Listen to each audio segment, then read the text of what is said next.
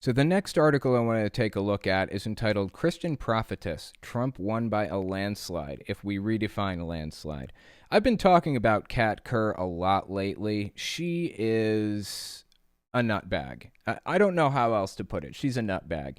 A nutbag extraordinaire, if you will. So let's give this article a read. It's by Beth Stoneburner and see what it has to say. As the election results become more certain, self-proclaimed prophetess Kat Kerr is one of many charismatic Christians frantically scrambling to make excuses for their prophetic visions that Donald Trump would be reelected. That is, when she's not explaining football in heaven. Yeah, she's complete nutcase. What's her excuse for being so wrong about a surefire landslide victory for Trump? Turns out we all just misrepresented the meaning of landslide. She put out a video about it, so I figured we'd pull it up and give it a watch.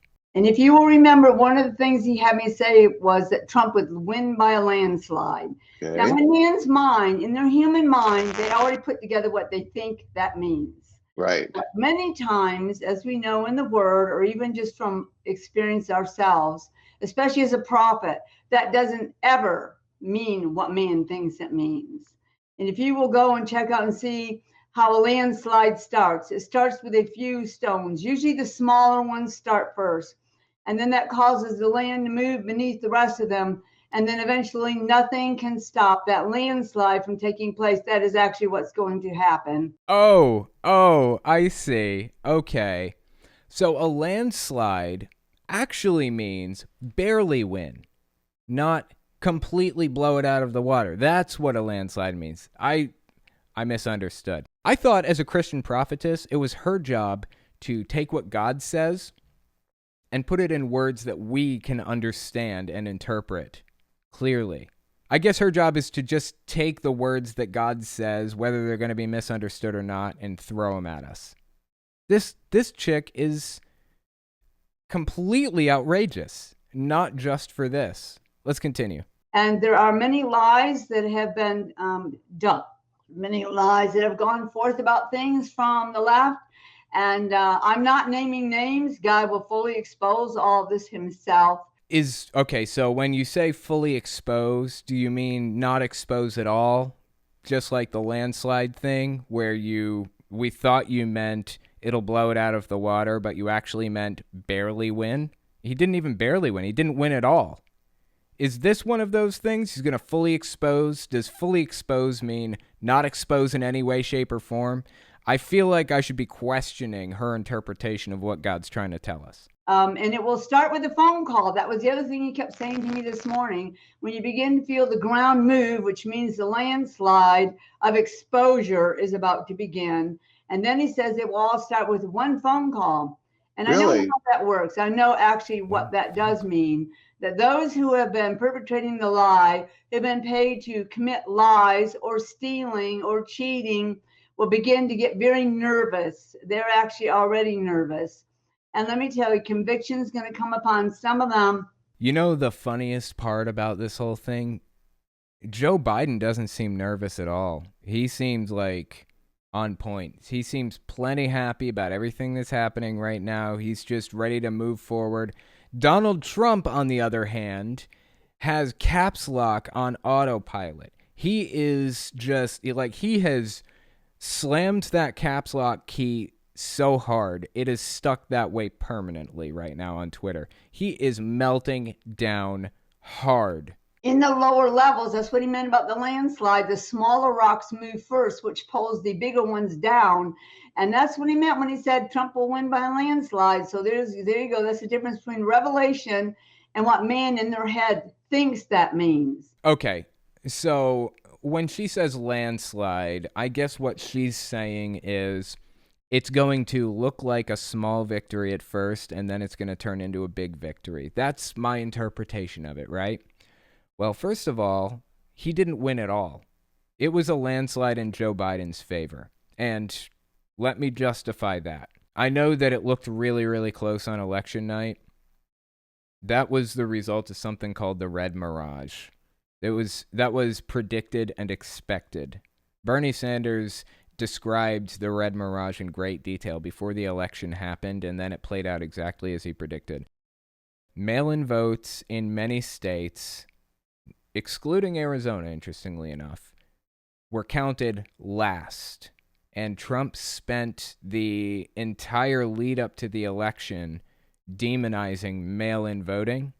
So all of his supporters were going to be voting in person, basically. Like almost all of them, right? Well, it turns out about 30% of the mail-in votes went to Trump and 70% to Biden. And it was roughly, give or take, reversed for in-person voting. Trump took about 70% of in-person, Biden took about 30%. And that means since in-person votes are counted first, it looked like Donald Trump was winning, even though he wasn't. Biden didn't flip any states. He didn't flip Michigan. He didn't flip Georgia or Pennsylvania. He had a lead to begin with. It just wasn't reflected in the data because of how we counted the votes. He never flipped any states. He always had those states. The point is, if you believe that Trump won against Hillary in an electoral landslide, then you also necessarily believe that Biden won against Trump in an electoral landslide because they had almost, so far, the exact same electoral victory. Trump's victory against Hillary was around 300 to 306, I think. That's what it looks like Biden's electoral victory is going to be at the end of this, too. 300 to 306, somewhere in there. Aside from that fact, Biden won the popular vote by 4 million votes, give or take. That sounds like a Biden landslide. There is no way to reverse this for Trump, as far as I can tell. Let me tell you Trump's strategy in life. Somebody tells him no, and then he throws himself on the floor and screams and knocks over every shelf until they either begrudgingly say fine or refuse to deal with him ever again for the rest of their lives. That's his negotiation strategy. Scream and knock things over and cry and throw a tantrum until you get what you want. I don't think that that's going to work in this case, but it is risky. He might be able to flip one single state by doing that. He might be able to flip Pennsylvania. That's a possibility. If he throws himself on the ground and screams enough, maybe. But he wouldn't just have to take Pennsylvania to win this. It was an electoral landslide for Biden. He would have to take Pennsylvania and at least one or two other states. It looks like Georgia is entering recount territory, but Biden most likely won there too. Trump would have to flip Pennsylvania and Georgia and Nevada or Arizona. Trump has a very slim chance of being able to take things over. We'll see what happens as time goes on, but this is an uphill battle for Trump. None of his claims have any level of validity anyways. I have investigated the popular fraud claims going around right now. I've looked into them heavily because if he's right, I want to be right too. If Trump is correct that there really was fishy business going on, I want to know and I want it solved because I believe in democracy. I believe in democracy. If Trump was democratically elected, I want Trump as the president. I'm just all here for democracy. I am all in for democracy.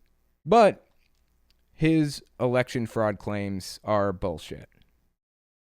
All of the election fraud claims that I've seen, and I've gone through as many as I could find, they're all fucking bullshit. All of them. Let's continue reading this article by Beth Stoneburner. So when she said Trump would win by a landslide, she means Democrats cheated. It doesn't matter if you can't find evidence of voter fraud or if the only evidence of any voter fraud comes from Republicans.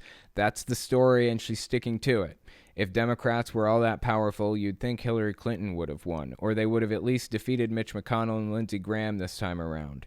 Forget the religiosity for a moment. People of integrity know how to lose gracefully or admit when they were wrong about something. There's a reason a video of George H.W. Bush's concession speech from 1992 has been making the rounds online this week. Not just that one, but John McCain's 2008 concession speech and George W. Bush's congratulations speech to Obama in 2008. Up until this moment, Republicans have lost gracefully.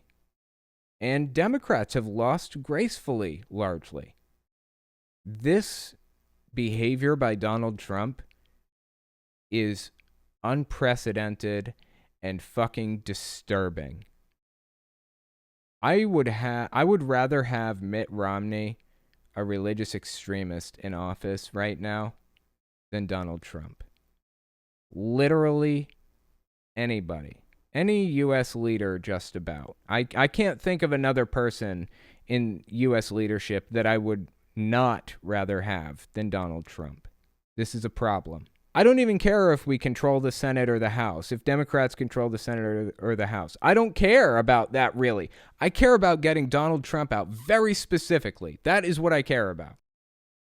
I just don't know where to go with this. Like, this is really disturbing shit to me. Let's continue reading the article. What we've seen so far from Trump is further evidence that he was never fit for the role. Whining, posting misinformation on Twitter, in all caps, naturally, and refusing to take responsibility is what an adult tantrum looks like. History shouldn't forget it, no matter how hard his supporters will soon try to pretend it never happened. Well said, Beth Stoneburner. This was a Democrat victory. Electorally, Joe Biden has won the presidency officially, but we have 2.5 months basically to sit back and see if this democracy withstands the test of Donald Trump. Is this going to turn into a dictatorship or not? One of the big problems is the fact that Donald Trump controls the judiciary at this point. They aren't just Republican judges, they are Trump loyalists in many cases. He has put Trump loyalists into judgeships, which will now be deciding if he gets to keep the presidency. That should disturb any person who believes in democracy. That is a road to dictatorship.